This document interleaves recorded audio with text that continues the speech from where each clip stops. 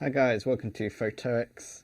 Today I'm going to do a quick review of the Sigma 150mm macro lens. It's f2.8 aperture. It's the DG and HSM model, and it's got the Aperture glass in it as well, so it's a top of the range Sigma lens. Great macro lens. Okay, so let's have a look at the lens here. You can see you've got the good focus window on the front there, with your macro magnifications at the top in orange. As you can see, it goes all the way down to 1.1 magnification. And you've also got your distance scale in feet and meters. You've got a really nice big manual focus ring. It's quite smooth. It's not the smoothest I've ever used, but it's pretty good. And it's pretty good, really good control on it. So when you're manually focusing, it's really precise. You've got 3 different limiters on this lens, and we've got full, so that means the lens will focus at its full length of travel. You've got 0.52 meters to infinity, and you've got 0.38 to 0.52 meters. Now the point of these switches are, when you're trying to focus macro distances, quite often the lens will try and focus on something further away, and on autofocus, when you want the lens to be focusing it down this end, quite often the lens will start hunting and will sort of go backwards and forwards throughout its full range, which, even though this is an HSM lens, takes a few seconds. So with this switch you can actually limit how far the focus will travel, either full range 52 meters, which is there, to infinity, so that's sort of for further away stuff, that's good for portraits, or you can lock it from 0.38 meters, which is the 1.1, to 0.52 meters, which is there. So when you're focusing, you've only got that amount of travel that the camera can actually use. So that's really good when doing macro stuff with autofocus. With the lens, you get a nice tripod stand, tripod grip. It's really easy to take off as well. Just one twist of that and it pulls away. So that's good for when you're hand holding. You can just take that off really quickly. And it just snaps back in like that. Obviously you can just loosen it and it rotates the full length. And you've got these markers so you can easily line it up again. The lens takes a 72mm filter thread. I don't really use filters on my macro lens very often, but if you want to, then that's easily done. As the name suggests, the lens is an f2.8 lens throughout its range.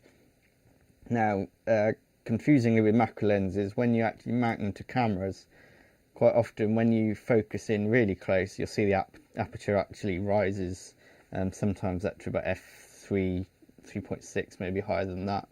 This isn't a fault, they all do it, just that some lenses don't report it accurately, or some cameras don't.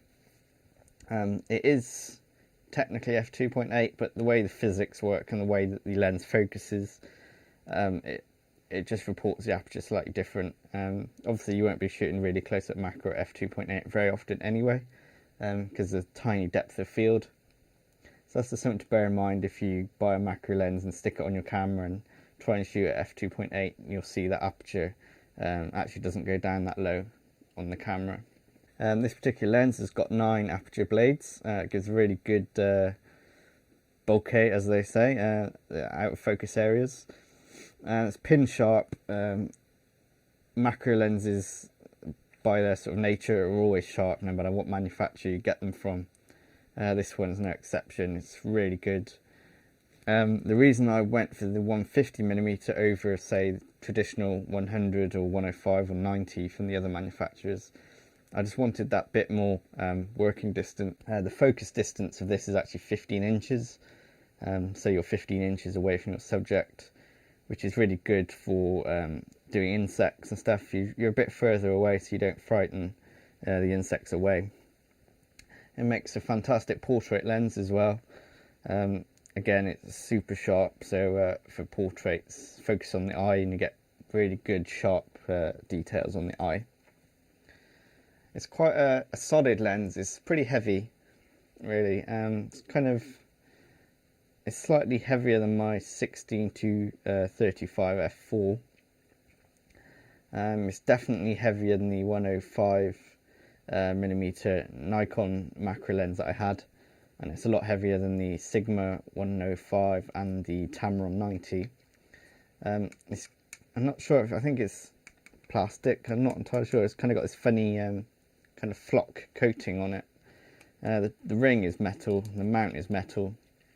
It's really solid lens. You're not going to break it very easily unless you sort of drop it from a great height.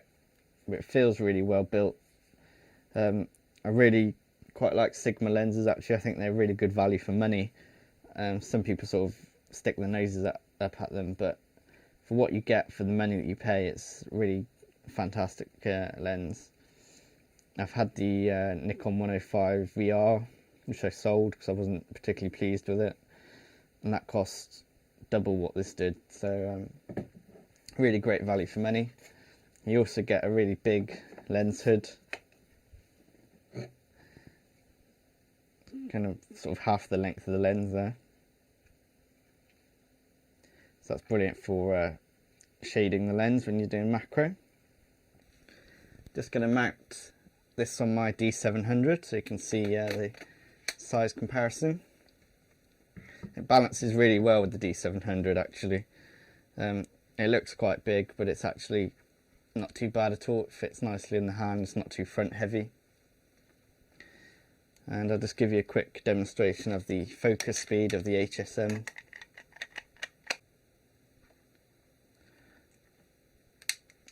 Put it in full.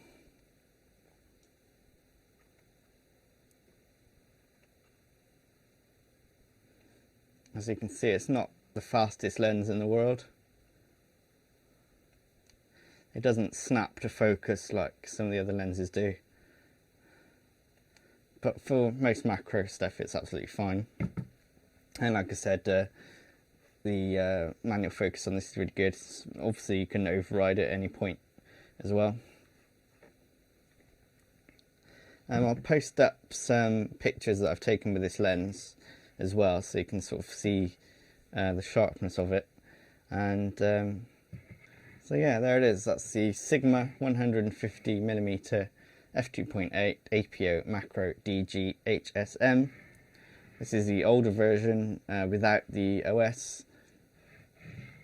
You can still buy it second hand from most standard places, eBay and Amazon and the like.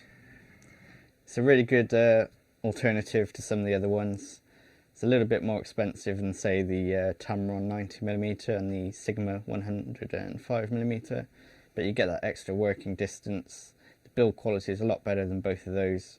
It's much more professional feeling and looking lens. And yeah, I'm really pleased with it. I might be selling it in the future because I really want 70 to 200 f2.8 and probably be a Sigma again. But I don't know yet. I'll wait till middle of summer and get some more macro shots and then see where we stand.